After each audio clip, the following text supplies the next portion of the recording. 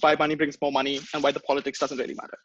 I think it's really important to figure out what this debate is about. And so I'm going to go away from this hypothetical club and just say, for the sake of it, name it something like Newcastle and say that this might be the club which should be bought by the Saudi PIF. All right, framing then. What do towns in the West, which have former glories, often look like? And not always, it doesn't have to just be Newcastle, but any of these places would often look like.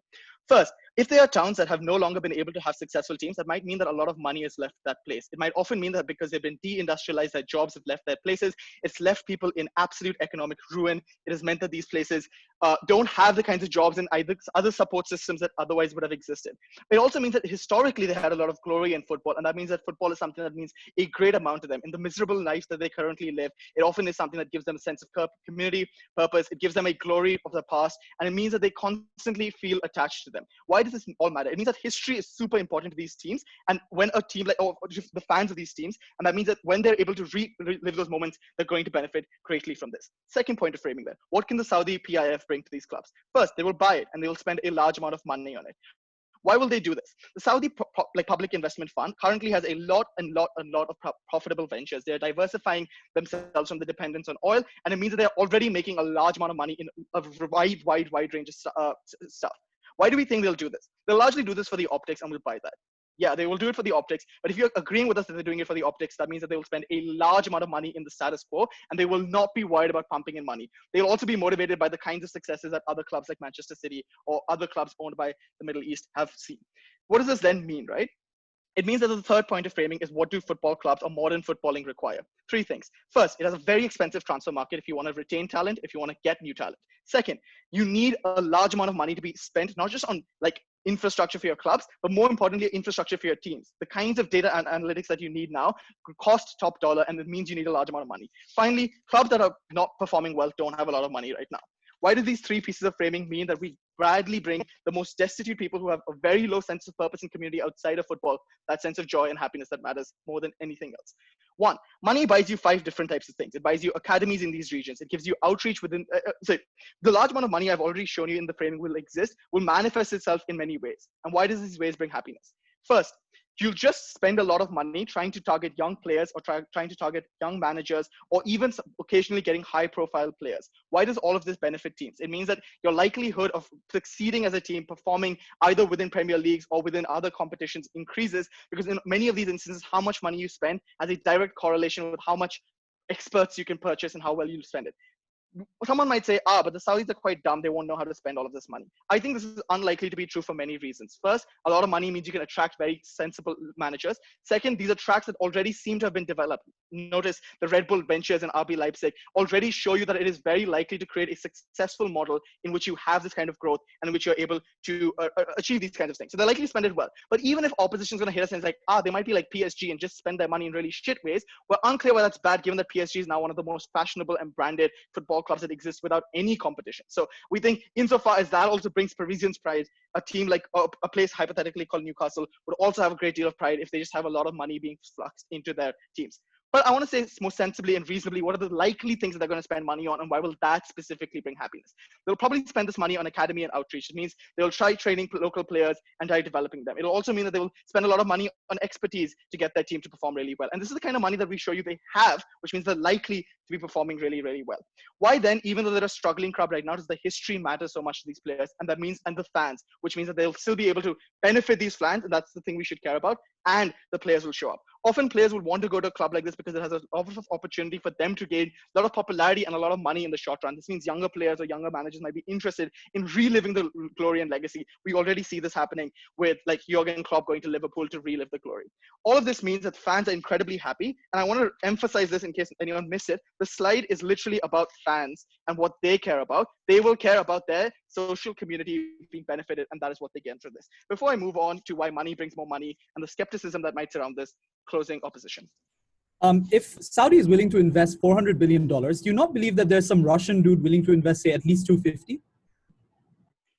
Sure, I'm happy to have more money. Why does money bring more money anyway? I think this is the framing to have here. Saudi Arabia is not a dumb country. They're probably very aware of the skepticism that surrounds their investment, right? What does this then mean? It means they're willing to compensate and spend money in the short run, as we told you that they will, on building this kind of public support. What does this often look like? It means having projects in communities that are otherwise destitute and in the comparative would have no projects, whether that means green parks, whether that means more money in the schools for sports training, whether that means separate academies for young talent in those clubs. It also means more outreach to club members. Not only do you have more club members from hypothetical Newcastle, but also a bigger and broader name across the world. It means that you have a bigger service industry that gets generated around your club. Like how people go to Manchester City to take a picture in front of some god-awful stadium, that will continue to happen in these hypothetical places called Newcastle, where you get this kind of money and infrastructure. This means you end up pouring in money in places that are otherwise destitute, improving not just the benefits of those fans, but the people fans might care about, like their family, like their community. It means that there's money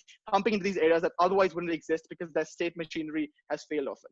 The last thing I want to then say is I want to identify a potential clash that we might get from the opposition. The idea that fans should be aware or have a sense of global politics. I want to make a few observations here. The first is that they will have to explain to us why fans will care more about some weird, arbitrary global politics of the Middle East than the legacy of their clubs, the clubs that their parents supported, the clubs that they saw their grandparents have pictures from the 1960s with like jerseys when they were winning the championship. Why will that matter to them more than like some arbitrary thing about some war in Yemen? But even if it is the war in Yemen, I'm very happy for $400 billion from the Saudi PIF to leave their reserves and be spent instead of the war in Yemen somewhere else. Like basic redirection means that you'll have less money to blow up people if you're spending it on a football club.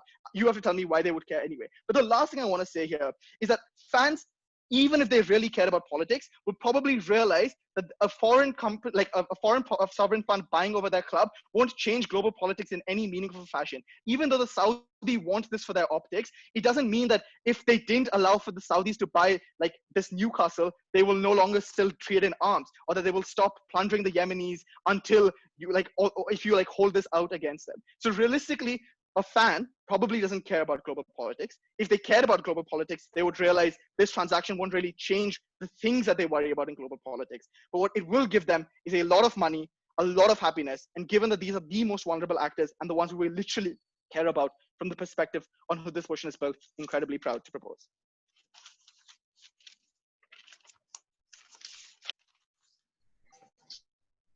Thank you for that speech. I'd like to call upon the first speaker for the opposition. Can you hear me?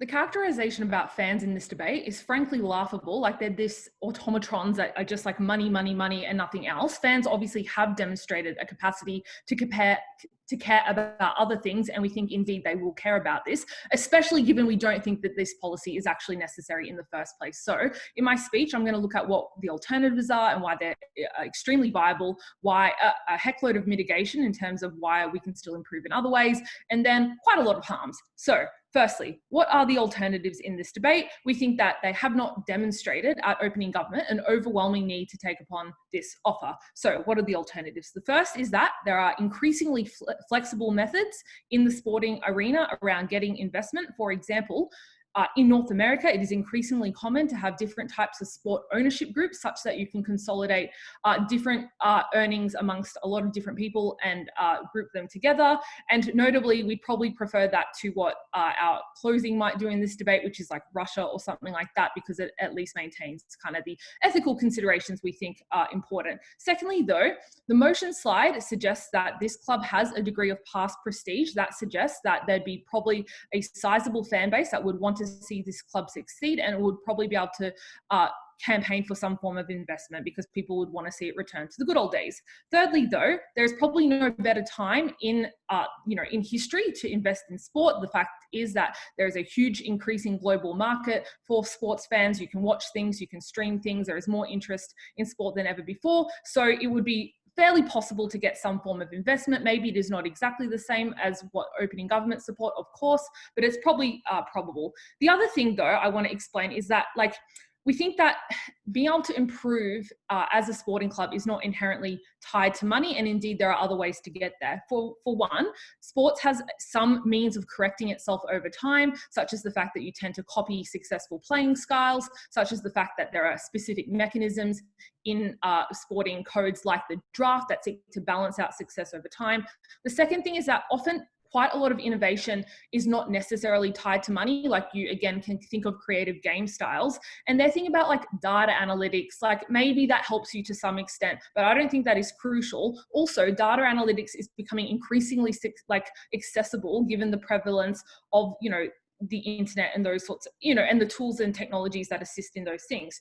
The third observation I'd make though is that money does have some sort of limit, right? So you can't just pay players more and more and more if you've got a salary cap. There is a limit sometimes to the amount that you can spend, meaning that having, you know, whatever $1 billion they have is great, but, you know, probably has some sort of limit. The other thing is they just say like sporting academies. I assume this team does not know about a lot about sports such that they weren't able to really explain to us why academies are just so important. But the conclusion of all of this is just to say there are alternatives, there are other ways of improving. So I seriously question whether this policy is necessary compared to the enormous harms that we think we get on our side. There are three. Firstly, we think this is likely to be a bad investment in the long term. And that is for the very intuitive reasons that a lot of Saudi investment, noting that this is a sovereign wealth fund specifically, is likely to be unstable. And there are a myriad of reasons for that. The first is that there is growing opposition to large parts of Saudi Arabian politics in the West, but indeed parts of the Middle East. The fact is that oil prices were already tanking pre-COVID and are especially doing that now. There's increasing opposition to what Saudi Arabia is doing in Yemen. All of that suggests that it's not a guarantee that just because they're financially successful now that they will be in the long term.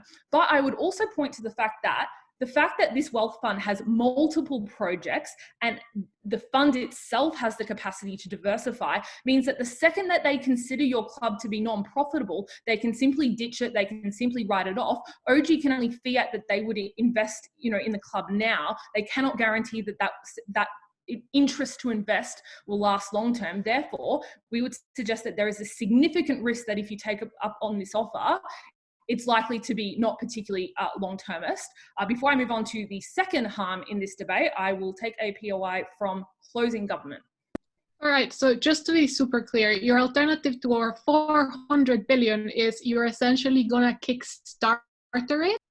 No, Lucia, it's not a Kickstarter. It's multiple different organizations kind of collecting their finances. Seamus knows more about North American sports specifically, so I'll let him further contextualize that. But there were also multiple things I pointed to. Also, you're not getting $400 billion. They have $400 billion and a portion of that gets spent on this. So second harm in this debate are the myriad of ethical considerations, because this is frankly dirty money, and I think that fans are likely to care about this. They have this really strange conception of fans, which is they just care about money and that is the only thing. I don't think that is true. If we look to how, for example, the NBA has interacted with, you know, Hong Kong and Chinese politics, there's been huge division within those clubs around whether like we should support the Hong Kong freedom movement. Also, the fact is like in the a number of sporting leagues, there's been huge division around things like Black Lives Matter. That does suggest that fans do have a social conscious, but specifically they are likely to prioritize these things in the context of this policy maybe not being wholly necessary and there being alternatives at their disposal. So they will care about this in and of itself. So that is something that we ought to care about, but that also has a number of practical implications, right? Even if not all fans care about this, some fans will. You're likely to split the fan base, which means practical outcomes like less attendance at games or less unity within that club itself. But it's also like likely to tarnish the reputation of that club. And you as a fan would care about that. The fact that that club is likely to receive criticism in the media for that, that is something that you will probably care about as a sports fan. The last harm I want to look at in this debate is just like what sort of decisions this sovereign wealth fund and this management is likely to make. Very intuitively here, obviously they do not share the same cultural or historical history or connection to that club. They are unlikely to care about the unique kind of quirks about what makes that club special. They're likely to just make decisions that are solely about monetizing that club and ensuring its success, which could look like things like you know, hiking up prices or like changing the staffing of that club to better suit, you know, their own individuals. It's not clear that they will make decisions that are in the interests of that club. And again, as a fan, you obviously care about this. So at the end of this debate, it is deeply unclear whether this policy is necessary. It is certainly not worth the trade-off of the multitude of harms we bring you, and that is why we are very proud to oppose. Thank you for that speech. I'd like to call upon the second speaker for the show. First, read the topic. It's not football. It is all Western sports. So before you premise your entire opening government case on a very specific reading, this isn't just about places that have no salary cap. This is about all Western sports. Second, it is extraordinarily odd to spend most of your DPM speech saying, oh, Saudi Arabia is fine now. There are no optics problems. And then to premise your entire mechanism on there being optics problems. Like, by God, they shot themselves in the foot. First question, are there alternatives? Having established that, let's look at the harms. First, there's very little response to almost all of our reasons why there are alternatives. The first thing we established is that those alternatives exist because of, for instance, the steeped history and the zealous fan base you have. The second reason is that sports clubs in general are enormously lucrative. Reasons Jess gives you because the game's increasingly globalizing. No response at DPM. The third reason is that presumably this is a sufficiently good investment that Saudi Arabia's sovereign wealth fund has invested in it, which means that there are likely to be other markets and other customers who are going to take on that deal as well. The fourth thing to say is that there are diversified ownership groups. Arth literally just asserts, oh, but they cannot have the same amount of money. Why? Often they get more money because they can literally attract more groups of consumers and more investors who come together to create a bigger honeypot. And you know what gets investors out of a honeypot? Is the association with the human rights abuses that we're describing, which you've tried to walk away from. So in our world, we can get a much, much bigger pie with a lot more people who aren't turned off by Saudi Arabia being a part of it. So if they want more money, we get more money. But the second thing we tell you is that it doesn't even matter because there are a series of forms of mitigation that exist that are in just a speech that don't get any response. The first is that the prestige of your club is something that attracts people to play there. Look at the Los Angeles Lakers, who were able to pull LeBron with no core because they have a lot of prestige, a lot of championship banners. Second, you only get a slice of the $400 billion. So yes, they have a lot of money. Who cares? A lot of other things and places and investors have a lot of money too. So the fact that the huge bankroll doesn't matter because that's diversified across an enormous number of projects. The third thing to establish is that there are limits on that funding through things like salary caps, through anti-competitive measures, which ensure that you can't just blast all of that money into that project. The fourth thing to say is Jess tells you there are other forms of balancing act like draft. The fifth thing to say is that there's often cross-subsidization. For instance, cities will subsidize your stadium, your fans, like in Green Bay or the Bundesliga, will subsidize your team. And the sixth thing to say is that the vast majority of modern sports teams have revenue sharing, like in the NBA, the NHL, the list goes on. So for a team that wants to talk about football, it's time to engage with the real world. It's too late now.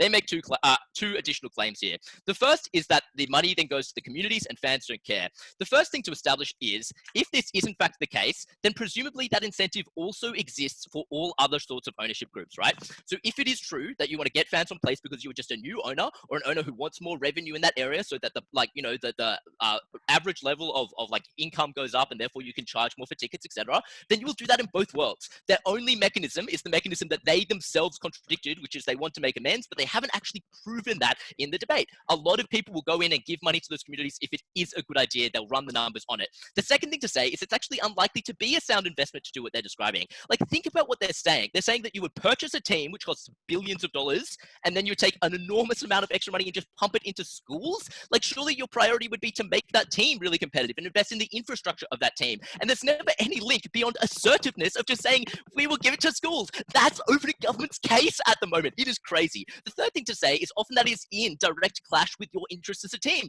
You don't want to make that area more affluent. You don't want to increase prices because that increases the property value of the area near your stadiums, which means that expansion is harder if you want to build more stadiums and do more things in that area. So all of that didn't make sense. Their final claim here is the claim they made about having to make amends. This is bizarrely assertive for the second best speaker in the world. Let's then look at how this affects ownership. We tell you a series of things. There is one sort of response. The first thing we tell you is that you are no longer culturally or geographically proximate to that specific ownership group, right? So it's different when an Italian person or conglomerate purchases an Italian team. You know that person. You can call that person out in the media. You can't do that when that's someone who exists very, very far away from you. They also are unlikely to know as much about the club's history. They don't know which players are fan favorites, etc. The second thing they will tell you is that they divested poorly. And we give you examples of this, like Mikhail Prokhorov, who did so for the Brooklyn Nets. response? The response is to say, oh, well, they're in it for the long haul, but presumably that is mimetic to any other situation. But secondly, there are examples of this not being the case. Look at, for instance, Tesla's very tenuous 18-month deal with the Saudi Arabian Wealth Fund, where they pulled it out after the stock crashed. So no, actually, the public investment fund isn't the way you describe it. You asserting it doesn't make it true.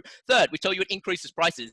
Arth sort of concedes this. And of course they'll increase prices because they're going to reach the price point which massively increases their ability to garner profits. And that comes at the direct cost of the poor people of Newcastle who this team wanted to help. So when you have people who are actually there and who meet the fans and who are from that area and they get together and they purchase Newcastle, that is presumably better because they have an emotional connection as opposed to like not knowing those people at all. Third, we tell you they're just less accountable because you know them far less. And finally, we tell you the fund is volatile. No response to that specific claim at all. We then move into this discussion with respect to ethics. The first thing to establish here is it actually does not matter if the individual person themselves feels ethical qualms. We gave you good reasons to think they do. They say, oh, no, you care less about that. Well, I think most people probably read the news, are informed, and know that supporting a team that is consistent with genocide is probably really bad. But we gave you practical reasons why this made your team worse and your life worse as a fan, which this team does not engage with. Before I do so, I'll go with opening government. If you have something, I'll take it.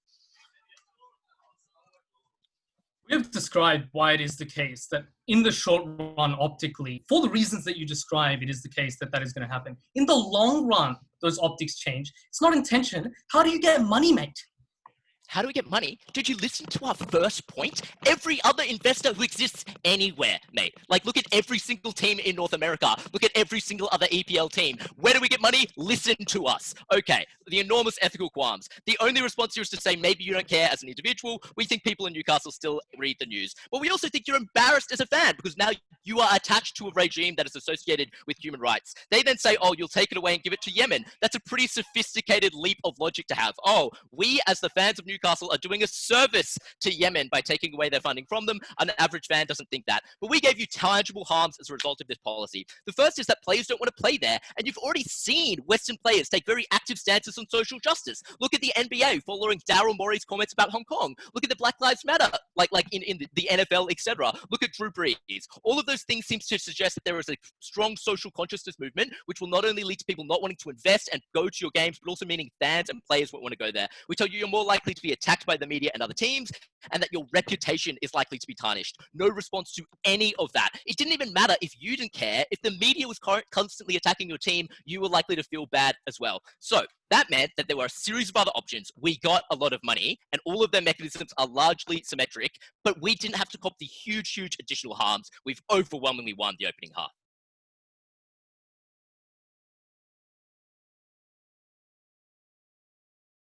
Thank you for that speech. I'd like to call upon the third speaker for the government.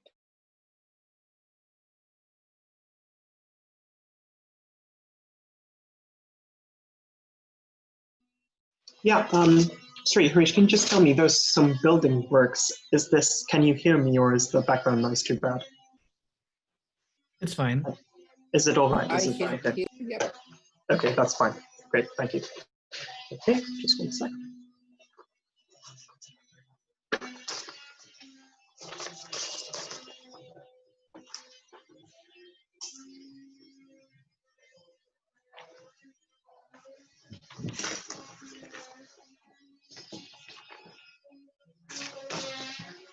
Okay, so 1 sec. So starting in 3, 2, 1. Panel, 4 points in my speech today, and I'll flag all the new sections of extension because there are sections of extension within all 4 of them. So first of all, and rebuttal is intertwined. First of all, to respond to a lot of what we hear from opening opposition, I think opening government does quite a good job to say that money helps, and a huge amount of money helps even more. Absolutely true. Now, responses from OO are unfortunately quite shallow. And you know, the DLO keeps saying, oh, we've told you what kind of money we'll get and where we'll get it in. Recognize that's absolutely not true. They have not done so. They have been extraordinarily vague as regards the ownership groups that are going to purchase this team instead, and we don't think there's any clarity as regards that whatsoever. Lucia has told you sounds very much like a Kickstarter campaign, right?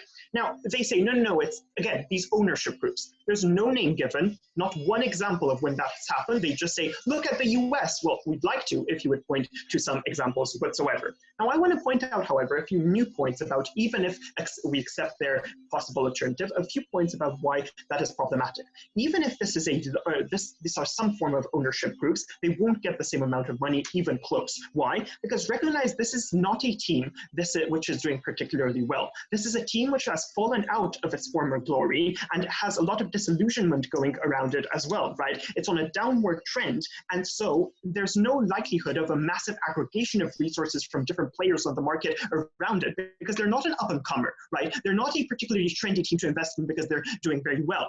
In this scenario, the investment of the Saudis is a saving grace, which would be very unlikely to come from disparate investors in this scenario. Note that the ways in which they say you can still get better are copy techniques, creative play, data innovation. Guys, all of those, A, are super big, but B, require massive amounts of money to become creative and create innovative means of sort of playing football. It necessitates a massive amount of investment into trainers, into creative coaches, right? Into tech, which is undeveloped yet, right? As they themselves admit, right? So you need massive amounts of money on that. We guarantee that. But I want to also point out another new element which we bring to attack opening opposition here. They say large ownership groups with lots of owners. That's super unreliable because A, a lot of times lots of them will pull out because they do not act as a cohesive group, which the investment fund does act, right? But second of all, more importantly, for any decision you make as a club, you need to go to this whole massive group of shareholders and owners and which have all disparate interests, right? Which a lot of times will lead to gridlock before you can make any decision whatsoever regarding any player or regarding any development of your club, because you have to appeal to this large mass of people with disparate interests which you can't control, right? Versus you have one owner, the PIF, which you can control and discuss with them, right? That's crucial and absolutely complementary to what opening government has already given you. The second point I want to make here in my speech is regarding the notion of, people will be upset or be moral qualms about what Saudi Arabia does. No. These owners overwhelmingly of large sporting clubs have very little visibility generally for the fan bases and do not really influence the way the fan base sees the club, especially because this is a club which has former glory working for it, right? It's not a new club, so it is defined by its new owner. Rather, it has a historical track record which defines it far more, right? Recognize also that this particular investor, the Saudis, are very interested to appear very Western and very commercial and liberal within the Western arena because they're there to please, they're there to advertise themselves, and they're there to show that they can be part of that new market. Look at the historical precedents around this. Russian oligarchs own so many famous teams in the UK, nobody cares, right? Abramovich, right, owning Chelsea, has never created qualms around Chelsea and said, oh no, we will massively boycott Chelsea. We don't know what they're talking about whatsoever, right? Similarly in the USA, right, owners of the NFL and NBA, right, overwhelmingly tend to be Republican, rich people, right? Their fans don't care. There's no more baseball, right, because there's a Republican owning it, because either they don't know or don't care about the ethical qualms. These people will also not dilute the culture because they want authenticity, right? Because that's what they're banking on with this team with a former great track record. The investors want authenticity because they want to integrate on the Western markets. So they won't do anything bad to it. But the third point I want to bring to you, and this is again very new, I want to also, so there's a lot of engagement on what's the comparative of, what's the comparative over who will buy this club, which we're talking about. But I want to also engage with the comparative of what will the PIF buy instead of this club if the fans reject this acquisition and the acquisition is rejected. The PIF will not stop because they want that publicity, they want that vanity project, they want that entry on the Western markets. So what will they buy instead if not our club? They'll buy our competitors instead. They'll buy competitors because they're still looking for glory. These competitors are likely to be up-and-comers, new people, right, and which seem to be doing well rather than us with a form of glory. This is an extra humiliation because these new up-and-comers will then beat us with the money that the Saudis have poured into them and massively improved their training programs. That extra humiliates your team, destroys any fan attachment. I want to also point out that because they're going to buy up-and-comers instead, the whole structure of it will signify a changing of the guard. When the up-and-comers start beating you substantially, your disillusionment for your team goes even lower, and your political capital and advertising capital goes even lower because it cues into a larger trend of investment, right? Particularly when you lose, this is bad because you have a glorious past of the disappointment is super massive, and the disillusionment is always relative to what you were previously doing. So if they then invest in your competitors and you lose to them, which you will because money doesn't make who wins and who loses, then there will be massive, even more massive losses on your side. The fourth point I want to make to you,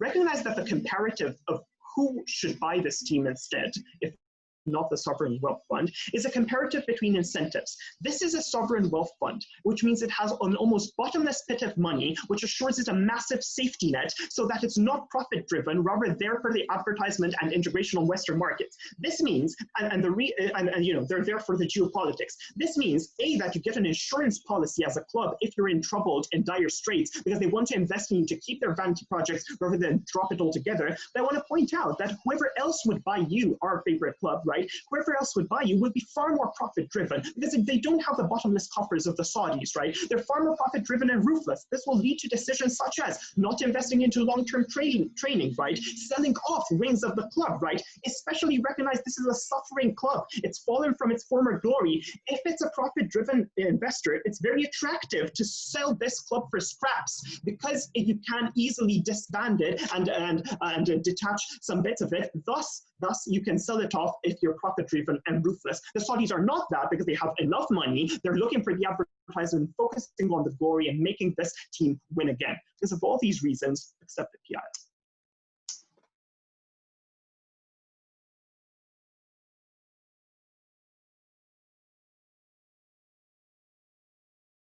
Thank you for that speech. I'd like to call upon the third speaker for the opposition. Can you hear me? Loud and clear. Cool. Starting in 3, 2, 1. So not much extension material in closing, except that these companies are likely to buy up alternatives that harm you. Number one, this is untrue. You are being bought because you have a comparative advantage, i.e. you probably have a good stadium, some good set of administrators, some uniqueness that can give them unique returns. It is untrue that every single other every single other club within that region has the same comparative advantages as you. Number two, even if this were true, it is premised on the fact that investing in other things is good. If we prove that investment by Saudi for any club, for any of their fans is bad, we win this debate regardless. So I think CG are out. In terms of dealing with OG, let's deal with a best case scenario. We'll agree that in the short run, clubs like Newcastle are likely to get more success. We think this is counterintuitive for the incentives of fans and what they care about. We'll prove this in about 3 or 4 structural layers.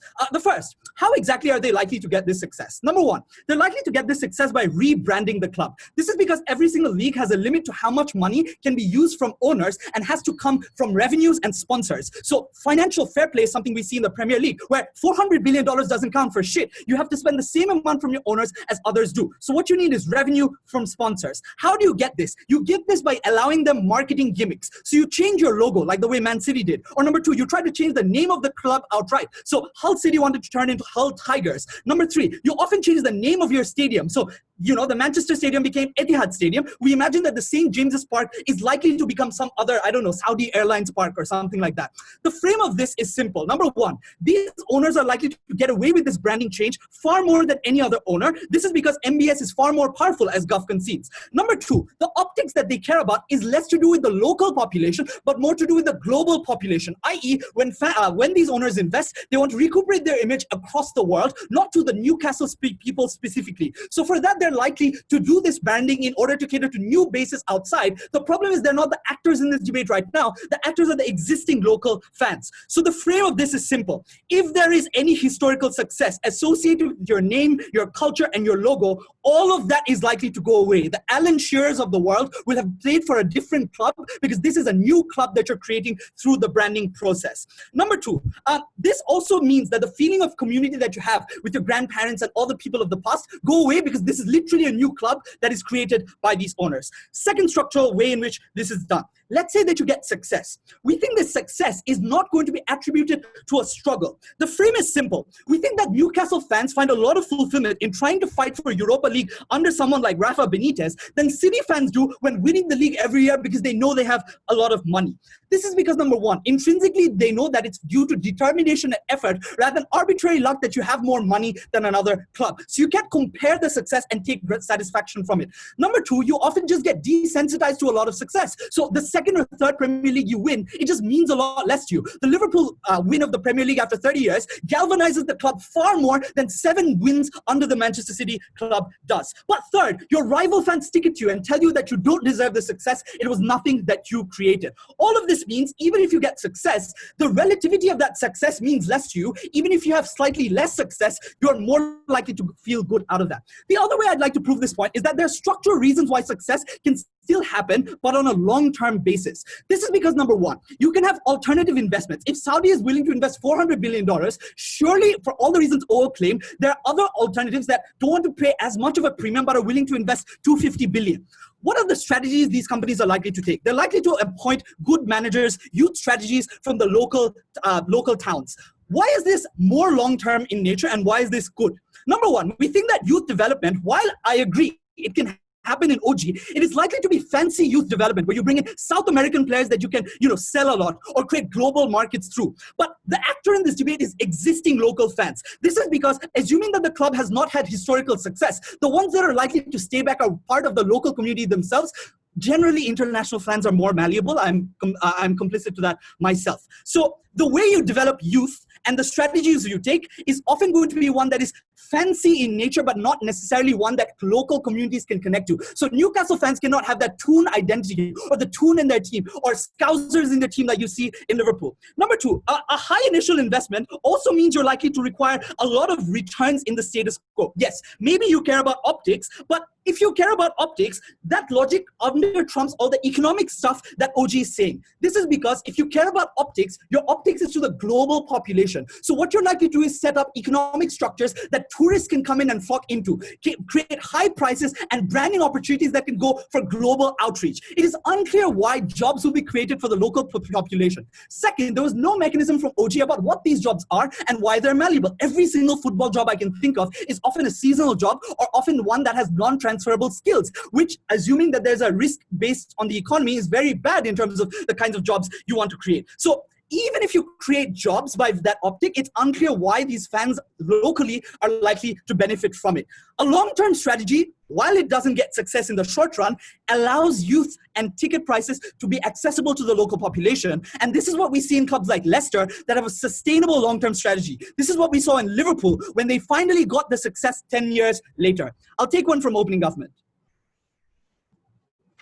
We agree that fans will want to keep the integrity of the club, win in the right ways, and recreate glory. If Saudi deviates from that path, the vast majority of fans will boycott it. Why will it err on the side of the development path you say, rather than the one that is most sensible for them locally? Simple. Man City stadiums are half empty every match. Do the Qatari owners care? No. They make money elsewhere and they get away with it. It's unclear why they have bargaining power, literally the most rich owner in the world accountable.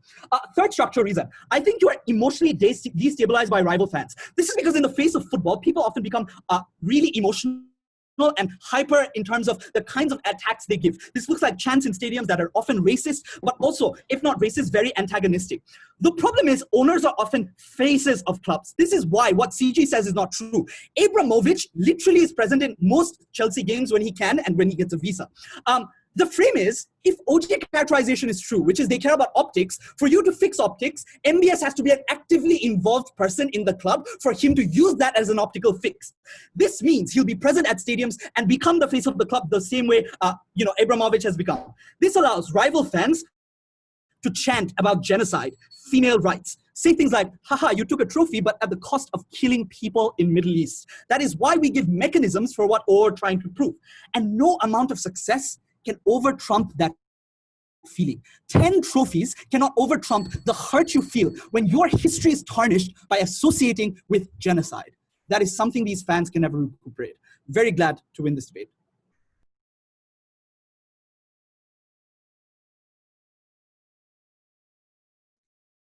Thank you very much for that speech. I'd like to call upon the final speaker for the government.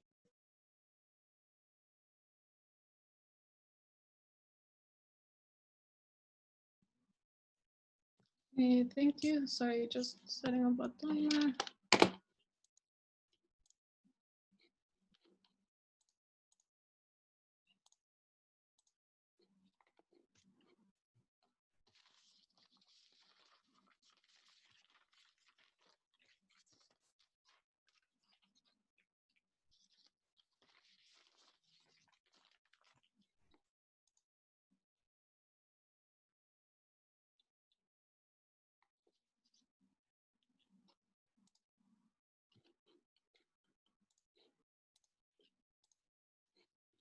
Cool. Yeah, I'm kind of assuming everyone can hear me.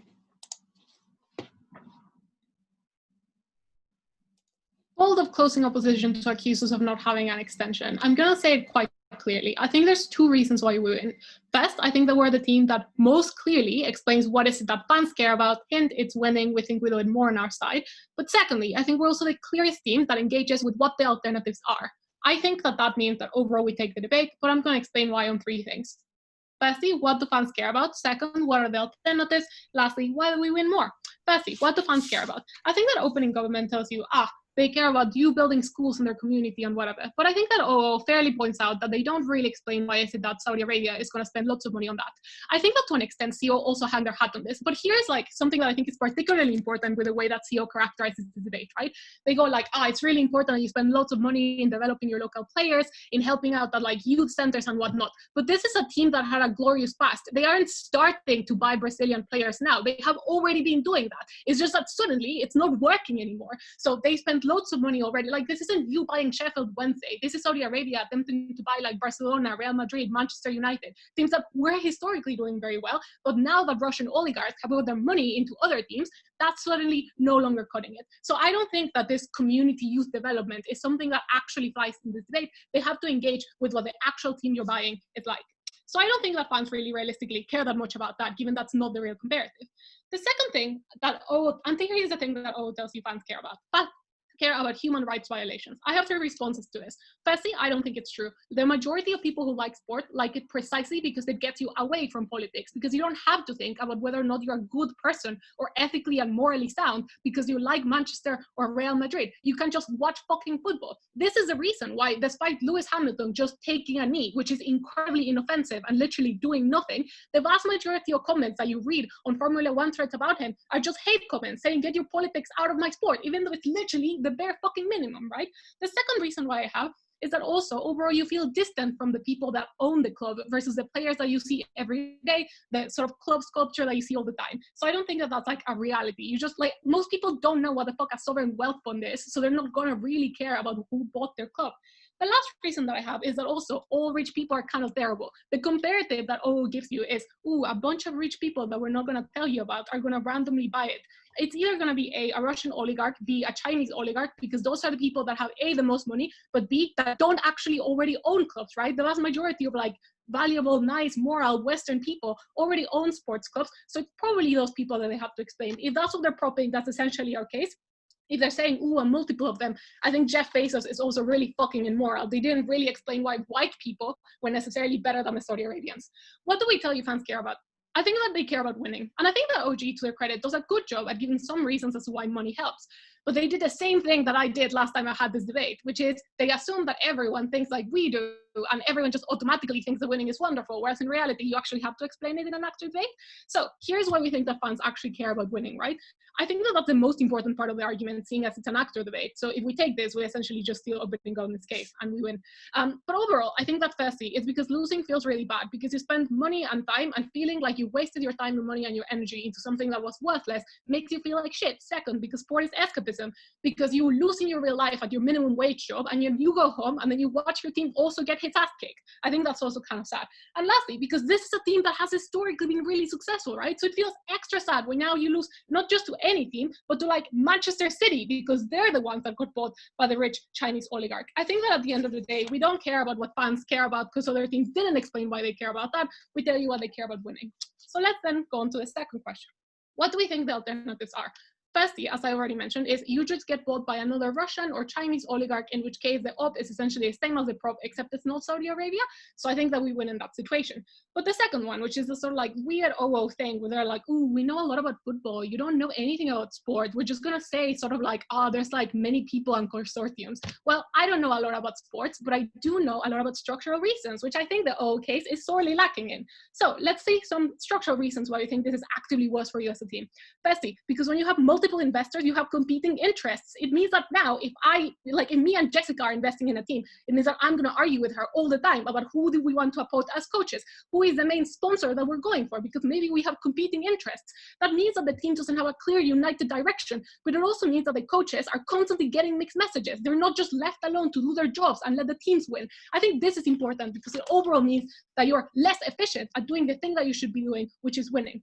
The second one, and this is the important one that Tudor gives you, right, is that you are much more profit driven, because when you're a single investor, like the Saudi Arabian investor, whatever, that means that you're one sort of entity that is investing because it's a vanity project, because you want to get in with the West, because you want to get behind the sort of like glory and whatever. And I think that that's important, because when it's a vanity project, you want them to win. You don't want to milk them for profit. And that's the difference, because that's when all of the harms that CEO brought you kick in, right? When you only care about profit, that's when you like exploit your players, when you only do branding, when instead of training, you send them off to advertisements. And I think that's worse for the fans. I think that comparatively, when you're going for the glory, which is what these people are fucking doing, I think that at that point in time, that is when, you know, you get more things. I'm going to take a POI from opening up now. We did give you structural reasons. We gave you 5 of them. And given that every single North American sports team is made from a consortium, why is it true that like the Lacobe group, who were formed together to run the I'm just going to counter assert that it is not true that every single American team is owned by a sports consortium. I don't think that all of them are. A lot of Formula One teams are just owned by like one crazy billionaire that's probably super fucking immoral. So I don't know. Also, I didn't see your structural reasons, but I'm going to assume Harish took notes. I think my arguments are still beating them. Okay, so on the things that CEO says, right? I think that they say like the thing about branding. I agree, but the problem is, again, you're taking it as if this is like a small sports club, but it's not. It's a really big one. You already buy Brazilian players. But secondly, I think that in the long-term continuity, if you're like a Saudi Arabian billionaire that wants this team, you probably do care a lot about that, because you buying them is going to get huge media coverage. If they fail immediately, that's going to look really bad on you. You're making this investment in the long term because you want to look good in the long term, because it's probably your like lifelong wet dream to own a sports team, as apparently many millionaires are interested in doing. We think that at the end of the day, the multi-corporate whatever comparative that O gives you is weird. We don't think that it works. We think that all of the harms that CEO gives you kick in precisely when it's profit driven. We think that's the O model. Lastly, why do we win more? One, because now your competitors aren't getting bought by the crazy Saudi Arabians, right? So now Manchester United doesn't get publicly humiliated when they're wrecked by Manchester City. Second, because sure, the salary cap exists, it's also really fucking big, right? In Formula One, it's like 160 million, which most teams don't hit, right? There's only 2 teams that actually hit it. In football, it's also huge. Thirdly, because all of the things that O says you can do are also very expensive. You need money, we get you the money, our comparative is better. Look, we at least didn't accuse other teams of not knowing anything about sports. We gave you actual analysis, both CG.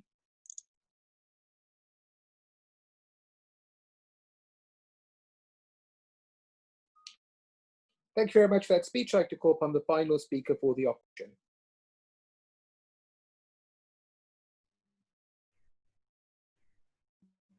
Can you guys hear me?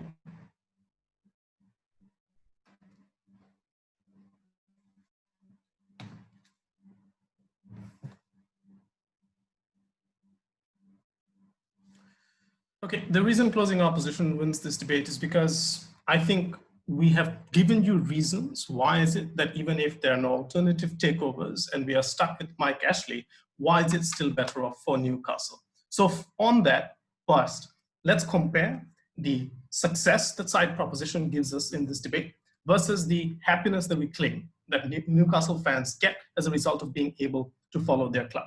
Now, we agree with side government and Lucia that sometimes losing feels like shit. Fair. However, I think the happiness of fans goes way more than the loss that comes from weekend to weekend.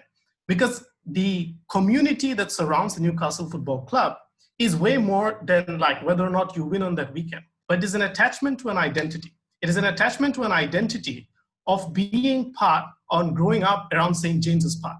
It's an attachment to an identity of the logo that your parents, that your grandparents supported.